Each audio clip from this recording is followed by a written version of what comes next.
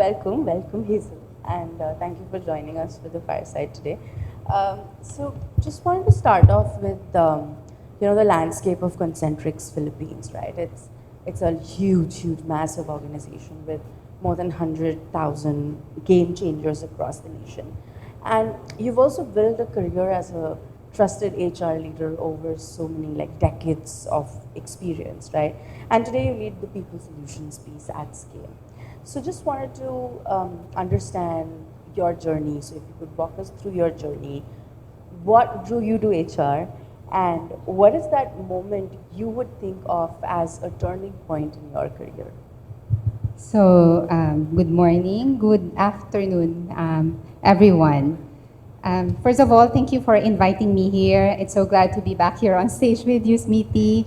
By the way, for some of you who may not know, this is my second time being invited for this conference. So going back to your question, what drew me to HR is the opportunity to impact the people and the business outcome.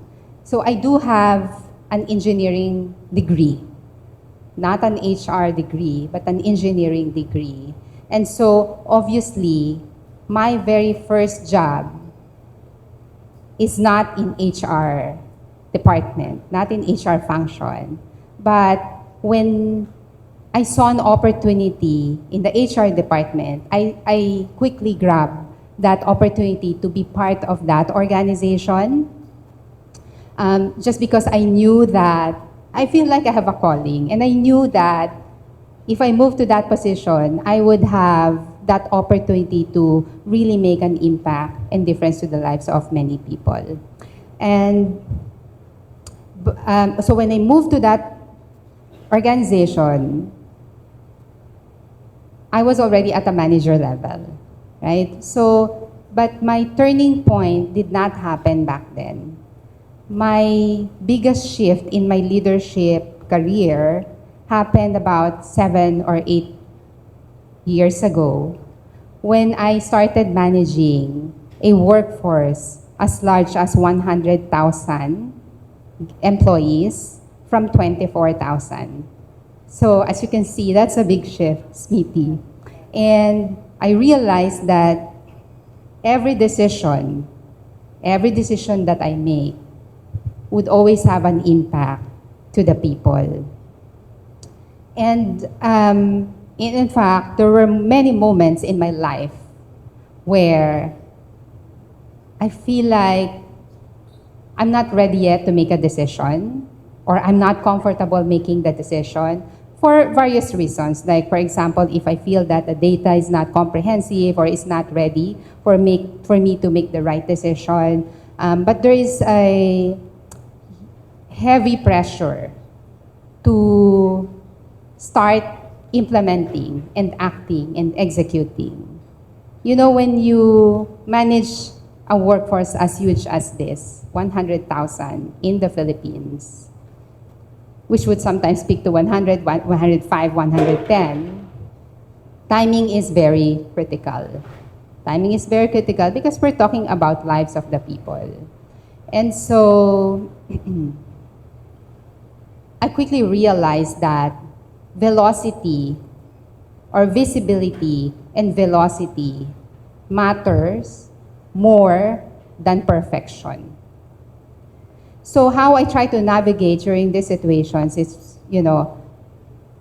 I provide a lot of visibility, transparency. I socialize my ideas.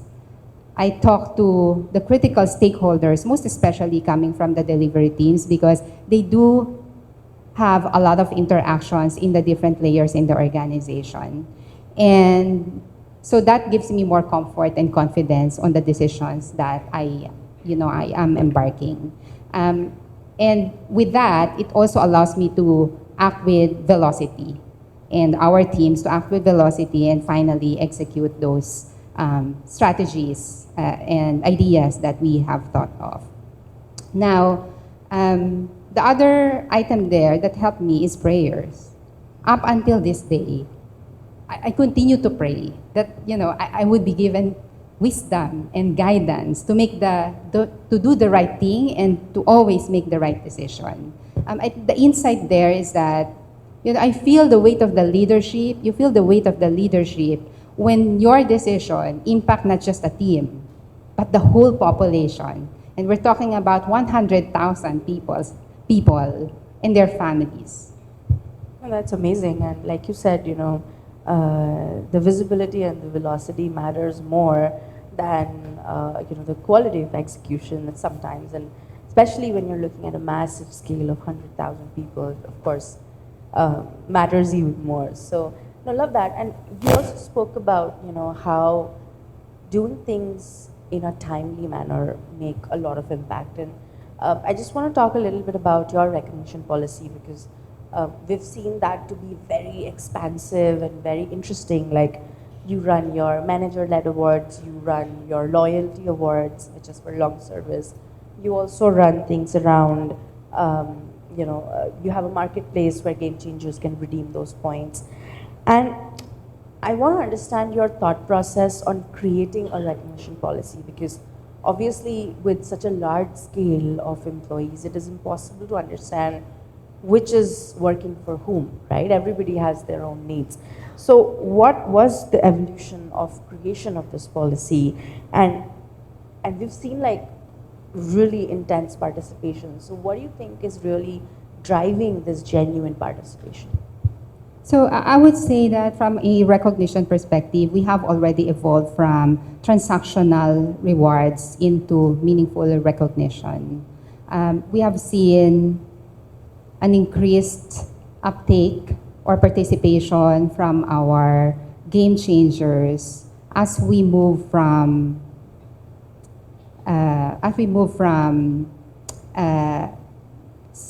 centralized and to decentralized, or actually having a mix of centralized and decentralized approach, which means that we hold the leaders more accountable at the ground level.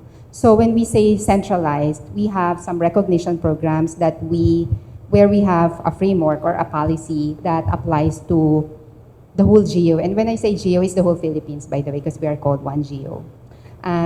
So when we create those kind of policies, because we operate in 55 locations in the Philippines, then it's very important that we do have a tool that allows us to ensure that there is consistency in the execution of the policy. Now, on the decentralized approach, we also provide flexibilities to the site leaders to create their own recognition programs, because what we realize is that people who are being recognized feel special if they are being celebrated with the very people who supported them in their journey and who they have been working with. So that a combination or a mix of both strategies actually helped drive the participation from our game changers. Yeah, no, makes sense. And like you said, while of course manager-led recognition helps, but if you're working with people and you're getting recognition from them, that really helps drive the message home correctly. That's amazing. And I also want to talk a little bit about well-being. And Concentrix has, especially you, have a lot of focus on the well-being of game changers, is what I've noticed as well. You do a lot of initiatives around well-being. The latest one being the Concentrix hospital program itself, right? So great initiatives. And one of the things which we run for well-being with you guys is the Concentrix Fit program, where I've seen your leaders creating challenges and different sorts of gamified programs for creating wellness fun, like creating wellness and making it really genuine and fun and competitive. So I wanted to understand what inspired the approach around the CNX Fit program. How does it reflect on your own philosophy of what well-being truly means? So I'll start, because you mentioned about the wellness facility, right? So I'll start with that actually. So Concentrix has embarked on a new business. So we are currently in CX industry moving into technology. But the other opportunity that we have embarked on is a medical facility, a health and wellness facility. And when that project was offered to me, I accepted that in a heartbeat, even if I did not come from a medical background. It was really like a medical facility, which is more focused on wellness, corporate wellness. And even if I don't have the medical background, I feel like because I am very passionate on the wellness programs for our game changers, I feel like I would be able to contribute on that particular project. And so far, that has been a successful. We have, from the ground up, we have constructed the medical facility and ran that initially for our employees and their dependents, free of charge, while they continue to have their own HMO benefit. Now, because of the success, we are able to open that up to the public already. So outside of Concentrix, more people gets to, and even companies, they get to realize or participate in the benefits of the wellness program. Now, speaking of CNX Fit, right? So, CNX Fit was actually born during the period of pandemic. You know, when we have been in lockdown for a long time, and we see people navigating through their health issues. We see people getting sick, having anxiety.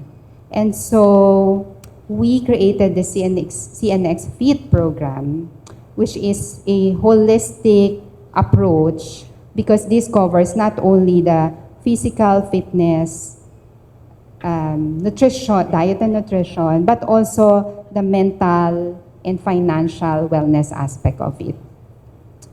And what we've seen is that there's been a lot of participation on the program. So our initial target was not really 100% participation. And we know that, right? It's impossible to get 100 participation. But we realized that even if it's 20% participation, that 20% equates to 20,000 on our part. So the impact is tremendous. So we continue to do that. We continue to invest that. In fact, that has been part of a consistent strategy that we deploy every year. And even if it's just 20%, imagine the impact that it creates to their families.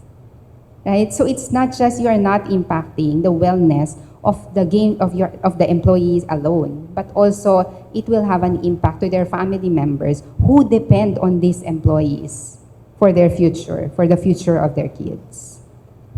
No, fair point. And like you said, it's not just an impact on the employees themselves; it's also on their families. Not just from the Concentrix Fit program, but also from the the hospitals and the facilities which have been created, and it's free for all the employees. So that's even more amazing, right? Talking about people and their families, you also have done a lot of work in social well-being, right? So creating the pledge program for Concentrix Game Changers, where people can donate to the causes they care about. You also have programs around planting trees or even donating your payroll or part of your rewards to somebody who's in need. And I don't want to talk too much about it. I want you to talk about it. Just a little bit around what you guys have done for social well-being and how this has really impacted the Game Changer lives.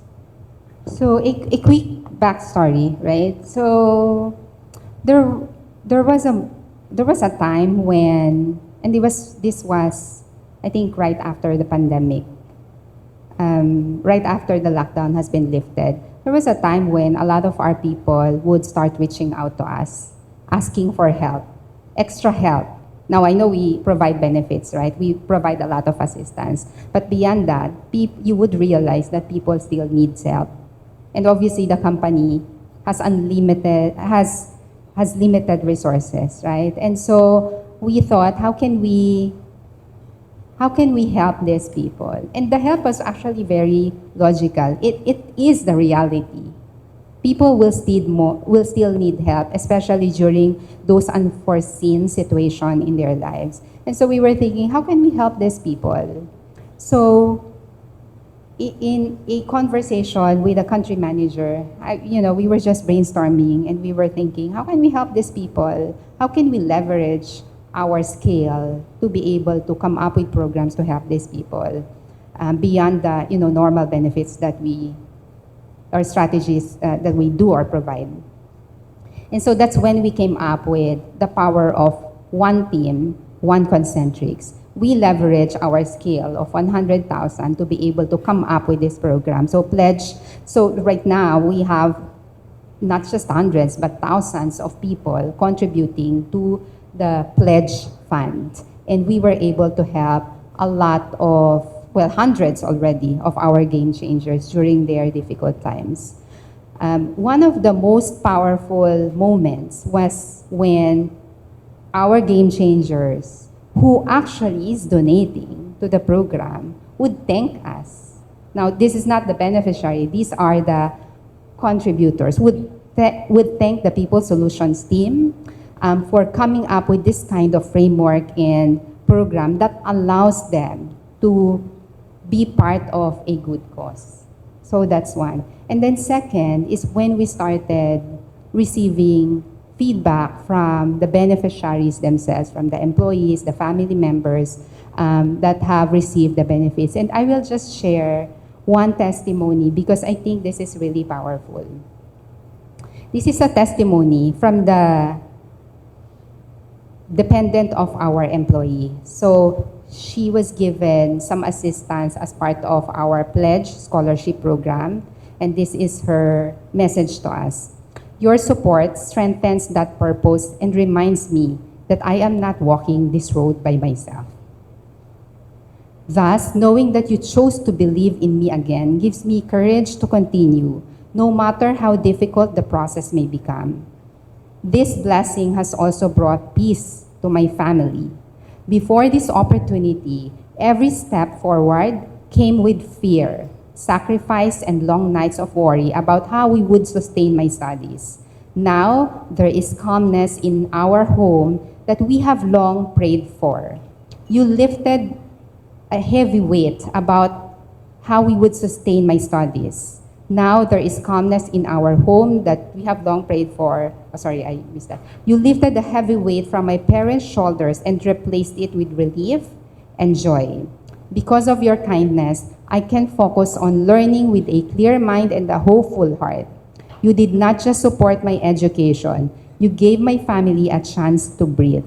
I hope to give to others the same hope you have given me, so that the goodness you shared will continue to reach many more lives. Isn't that beautiful? That's so beautiful. Yeah, so I got goosebumps. Can we have a round of applause for this? This is beautiful. So the real impact there is that you are not just helping the employee, you are helping the whole family, the children, and it's not just a one-time help. It helps them to shift their mindset so that in the future, when they are able, when they are in the position, then they can help more people as well. No, that's amazing, and I think it's not only that if you're a beneficiary, right?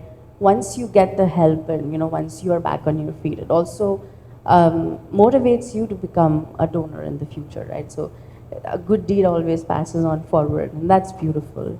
Yeah, and if I could just add, we share those kind of testimonies to the pledge community, to the donors themselves, because how can you stop doing that if you receive those kind of words, right? So that fuels and motivates the people also to continue with our cause. That's amazing.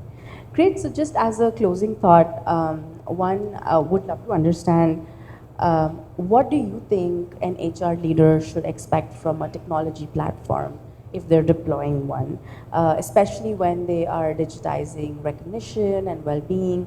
What, according to you, should a technology, what should be an expectation from a technology platform? And I have another question to add on that. If there was one thing you would tell people in this room to start doing as part of their engagement strategy, and one thing you would want them to stop doing as part of their engagement strategy, what would be those things? So technology has actually helped us scale personalization for a large workforce while still keeping my team efficient, right? The HR team efficient. By the way, I do have over 400 people in my team. I'm supporting 100,000 employees. And so I will share with you two of the large projects that we are deploying next month. Okay. So one is Sarah AI. So, because of our scale, we had to create a people solution center for our game changers. And one of the channel that we use is a hotline. So by July, that hotline will no longer be manned 24 hours by our people, by our own team. It will be manned by Sarah AI. So it's AI driven, and the people can ask questions because it's actually linked to multiple systems in our HR team. So, people can call.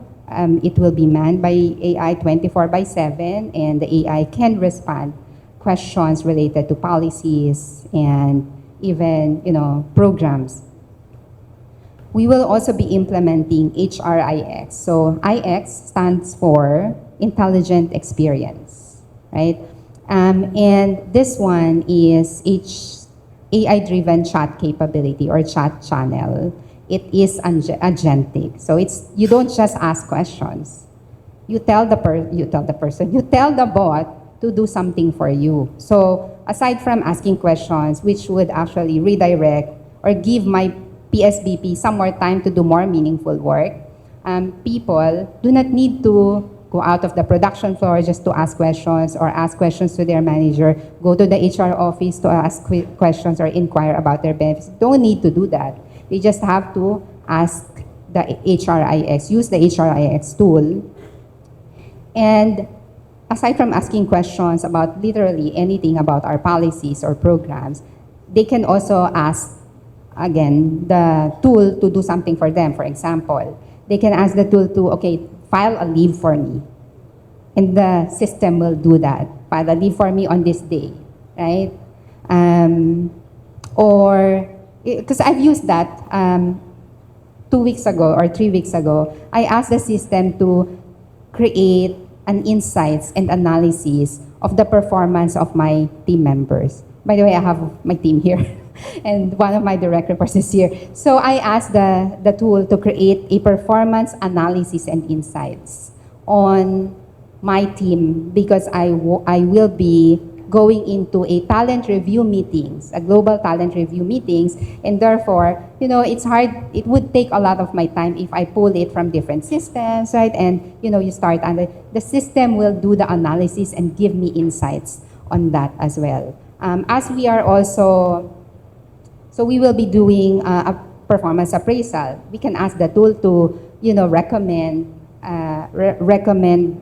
the performance, not necessarily recommend the performance strategy or give you some insights on the performance of the team members based on feedback that the person received, based on the ratings in the previous years. So yeah. So stop and continue, right? Yeah. So, we should stop implementing programs that does not add value to the people and creates more burden to HR team. And we should continue to leverage data and technology to help us achieve our objectives while creating better experiences for the people. That's amazing, and yeah, I think you're bang on right when you say that we should implement programs which really save everybody's time, not just the HRs but also the employees, and of course technology definitely adds value to it. And So this was the end of our serious question segment. I do have like a few fun rapid fire questions for you. So my first question for you is, if not in HR, then what profession would you have chosen? Interior designer or lawyer or a lawyer. I like decorating my house, but also lawyer because my mother always thought that I would have been a good lawyer. So you're an engineer who is in HR, but could have been an interior designer or a lawyer. Okay, That's correct. Four very different professions. Next question. So, what is your all-time favorite song for karaoke? You can sing it. Pass on the singing. But there's One Hello by the freestyle version. But there's also one song that I also really like either singing or just playing in Spotify, and that's the Fight song by Rachel. Sama. Yeah, and we use this when we were celebrating our International HR Day sometime back, I think 2 years ago, and I like the song because it reminds me of resilience. It reminds me to continue fighting against all odds. Nice. Fight, fight, fight. Fight. I love that. What is that one thing about you that most people don't know, except that you could have been a good lawyer? I am introverted than most people expect. Yesterday, I was just talking to the country manager and I was telling him that, did you know that I'm an introvert? A lot of people disagree with that. But he's the very first person who said, yeah, I agree. So I'm really introverted, and my energy would come more in a small conversation and not in a large room. But it doesn't seem that way though. So you have done a very good job at hiding that you're an introvert. So yeah.